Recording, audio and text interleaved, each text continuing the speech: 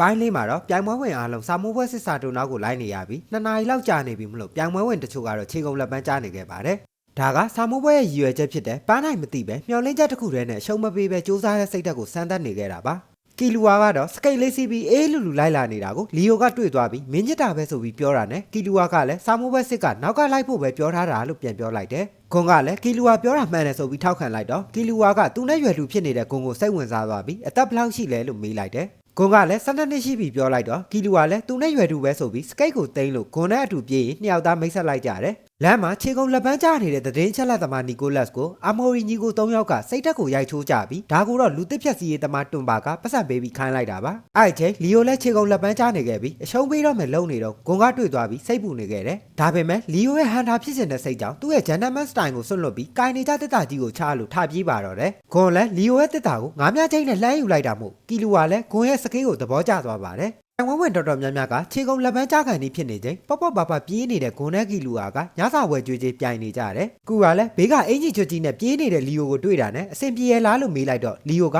ငါရဲ့ပုံစံကိုဆွတ်လွတ်လိုက်ရင်ရှေ့ဆက်သွားနိုင်တယ်လို့ပြောလိုက်ပါတယ်။လီယိုနဲ့အမြဲတမ်းချက်ဖြစ်နေတဲ့ကူကလည်းလီယိုမှာအတူယူစရာစိတ်ထားလေးတွေရှိတာပဲဆိုပြီးကူကလည်းအပေါ်ဝိယုံကိုချွတ်လို့လီယိုနဲ့အတူလိုက်ပြေးတော့တယ်။အဲ့နောက်ကူကငါတို့တွေ့တာရက်အနေငယ်ပဲကြာသေးပေမဲ့မင်းကအကျင့်မကောင်းပေမဲ့အုံနောက်လည်းမကောင်းဘူးလို့ပြောပြီးတေချာတာကမင်းကငွေအတွက်နဲ့ဟန်တာဖြစ်နေတာမဟုတ်မှန်သိတယ်လို့ပြောပါတယ်ငွေမတ်တဲ့လူတွေအများကြီးကိုတွေ့ဘူးပေမဲ့မင်းကတော့သူတို့နဲ့မတူဘူးပြောပြီးသူတို့မျိုးနွယ်ကစိတ်ခံစားမှုမြင့်လာတဲ့အချိန်ဆိုရင်မျက်လုံးကအရန်လှပတဲ့ကြက်သွေးရောင်ပြောင်းသွားပြီးအဲ့ဒါကိုမှောက်ခုဈေးကွက်မှာငွေအများကြီးပေးပြီးဝယ်ယူကြတာမလို့မျိုးသုံးသက်ဖြတ်ခံရတာလို့ကူရာကပြောပြလိုက်တယ်လီယိုလည်းသူ့ရီမှန်းချက်ကငွေဖြစ်ပြီးငွေနဲ့သာဆိုရင်အဖိုးတဲ့ရတနာတွေမကပဲလူတွေရဲ့အိမ်မက်တွေအချက်တွေနဲ့အသက်တွေတောင်ဝယ်လို့ရတယ်လို့ပြောလိုက်တယ်ကူရာရဲ့ကလန်တစ်ခုလုံးငွေကြောင့်အသက်ခံလိုက်ရတာမလို့အဲ့စကားကိုကူရာကဒေါသထွက်သွားပြီးပြန်ရုပ်သိမ်းဖို့ပြောတယ်လီယိုကသူ့အမှန်တရားကိုပြောနေတာဖြစ်ပြီးငွေသာရှိခဲ့ရင်သူ့တငယ်ချင်းတွေတိမ်မှာမဟုတ်ဘူးလို့ပြောပါတယ်သူ့တငယ်ချင်းမှာတာမန်ကူးသားလို့ရတဲ့ယောဂဖြစ်ပေမဲ့ငွေမရှိလို့မကူးသားနိုင်ခဲ့တဲ့အကြောင်းနဲ့အဲ့နောက်သူဆရာဝန်ဖြစ်ချင်လာပြီးသူ့တငယ်ချင်းလို့ယောဂဖြစ်နေတဲ့သူတိုင်းကိုအလကားလိုက်ခုပေးခြင်းပေမဲ့လက်တွေ့မှာလည်းဆရာဝန်တယောက်ဖြစ်ဖို့ကပတ်စံအများကြီးပိုလိုအပ်တယ်လို့ပြောလိုက်တယ်လောကကြီးကငွေကြောင့်လဲပတ်နေတာဖြစ်ပြီးအဲ့ကြောင့်ငါပတ်စံလိုချင်တယ်လို့ပြောပြလိုက်တော့ကူကလည်းလီယိုရဲ့စိတ်ထားအမှန်လေးကိုသိလိုက်ရတယ်အဲ့နောက်ဂွန်နဲ့ကီလူဝါရောက်လာပြီးသူတို့ရင်သွားနှစ်မဲ့ပြောပြီးလီယိုကိုဦးလေးကြီးနောက်ကလိုက်ခဲ့နော်လို့ကီလူဝါကပြောလိုက်တာကြောင့်လီယိုလည်းလက်ခွမ်းကိုဦးလေးကြီးလားမင်းတို့လိုဆယ်ကျော်သက်ပဲရှိသေးတာလို့ပြောလိုက်တာကြောင့်ဂွန်တို့အားလုံးမဖြစ်နိုင်ဘူးဆိုပြီးကြောင်သွားကြတယ်သူများတွေခြေကုံလက်ပန်းကျနေချိန်ဂွန်နဲ့ကီလူဝါကတော့ဟန်တာဆာမိုးဘက်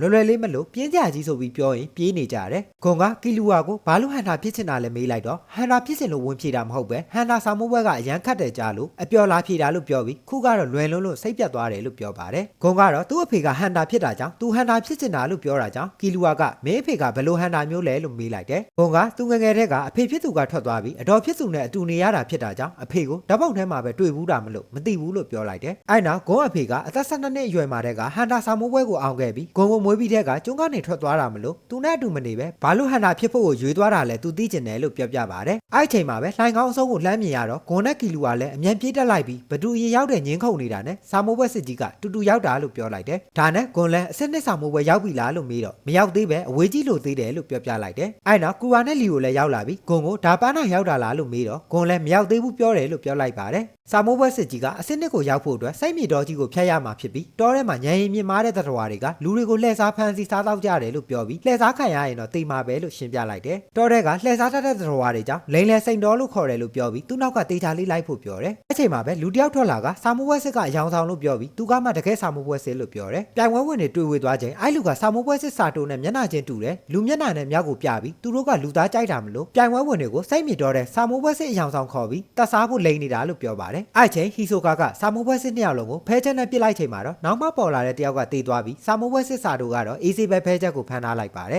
ဒါကြောင့်ဟီဆိုကလည်းဟန်တာဘွဲကတာမန်လူတွေများနိုင်တဲ့ဟာမလို့အဖွဲ့အစည်းကခန့်အပ်ထားတဲ့ဆာမိုးပွဲစစ်ကဒီလိုတိုက်ခိုက်မှုမျိုးကိုအသာလေးကနိုင်တယ်လို့ပြောလိုက်တယ်ဆာမိုးပွဲစစ်စာတိုကတော့နောက်ခါသူ့ကိုတိုက်ခိုက်ရင်အထောက်ခံရမယ်လို့ဟီဆိုကာကိုတတိပေးလိုက်ပါတယ်အဲ့နောက်စာတိုကခုနကလူတချို့ကတော့လှည့်စားခံလိုက်ရတယ်မလားပြောပြီးသူ့နောက်ကတေချာလေးလိုက်ခဲ့ဖို့ထပ်မှာပြီးတောထဲကိုစားထွက်လာခဲ့ပါတော့တယ်